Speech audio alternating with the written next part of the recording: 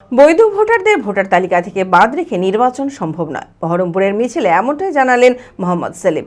SIR এর বিচারাধীন বৈধ ভোটারদের অবিলম্বে ভোটার তালিকায় নথিভুক্তের দাবিতে মঙ্গলবার বহরমপুরে বিশাল মিছিল করে সিপিআইএম। মিছিলে পা মেলান সিপিআইএম এর রাজ্য সম্পাদক মোহাম্মদ সেলিম, জেলা সম্পাদক জামির মোল্লা সহ অন্যান্য নেতাকর্মীরা। মানসিক স্বাস্থ্যের জন্য সবার আগে যে নামটি মনে ভেসে ওঠে, সুস্থ মনের ঠিকানা মনোবীক্ষণ। যোগাযোগ নাম্বার 7477799513।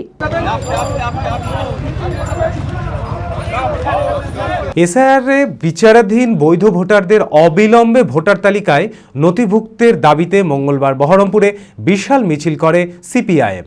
মিছিলে পা মেলান সিপিআইএমের রাজ্য সম্পাদক মোহাম্মদ সেলিম, জেলা সম্পাদক জামির মোল্লা সহ অন্যান্য নেতাকর্মীরা। এদিন মোহাম্মদ সেলিম বলেন, 61 লক্ষ ভোটারকে বিচারাধীন রেখে কোনোভাবেই নির্বাচন সম্ভব না। অথচ ভোটার তালিকায় অনেক মৃত ভুয়ো ভোটার রয়েছে। রাজ্য ও কেন্দ্র সরকার একত্রিত হয়ে এসআইআরকে ব্যবহার করে ভোটারদের সমস্ত তথ্য আপলোড করেনি।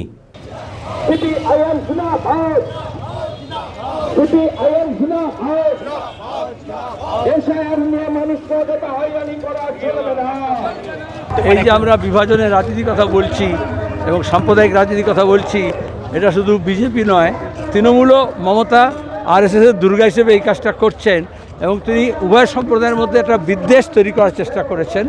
সেটা নির্দিষ্ট কোনো সম্প্রদায় বলেননি, কিন্তু হিন্দুদেরকে মুসলমানের ভয় দেখাচ্ছেন আর মুসলমানদেরকে হিন্দুদের ভয় দেখাচ্ছেন। এটা আরএসএসের রাজনীতি, মমতাও সেই কাজ করছেন।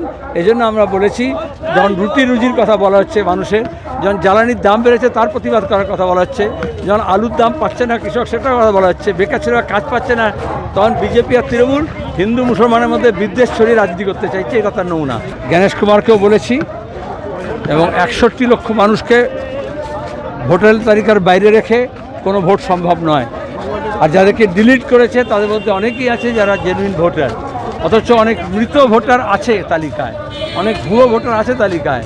তাহলে রাজ্য এবং কেন্দ্র সরকারের অফিসাররা মিলে এমন করেছে যে ভুয়ো ভোটার থাকবে, মৃত ভোটার থাকবে, ডুপ্লিকেট ভোটার থাকবে। তো নতুন যাদের বয়স 18 থেকে 21 হয়েছে তাদের ভোটের নাম উঠবে না।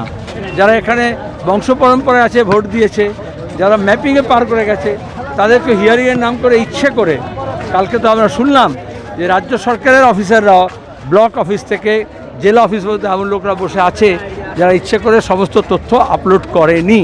আর কেন্দ্রীয় সরকারও এমন চেষ্টা করেছে যেখানে দাঁড়িয়ে নির্দিষ্টভাবে আরএসএসের যে বই তার থেকে পাতা বার করে ইলেকশন কমিশন করেছে, যেখানে এই যে রোহিঙ্গা, জিহাদি, বাংলাদেশি বলে, ম্যাপিংয়ে যখন হয়নি তখন বিজেপির লিফলেট লেখার জন্য এসআইআরকে ব্যবহার করা হয়েছে। ভারত বিখ্যাত মেডিকা হেলথ সেন্টার এখন বহরমপুরে। এখানে মেডিকা হেলথ সেন্টারে সুবিখ্যাত স্পেশালিস্ট চিকিৎসক ওপিডি করছেন।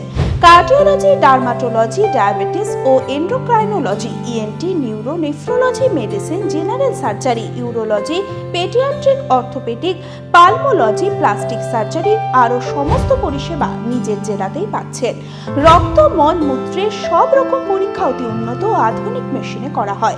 USG, CT scan, digital X-ray, echocardiography, endoscopy সহ আরও সমস্ত ছবি করা হয়। বিশদে জানতে যোগাযোগ করুন Medica health centre Baharampur, SS Medicate, 14 KN road, Baharampur, Murshidabad.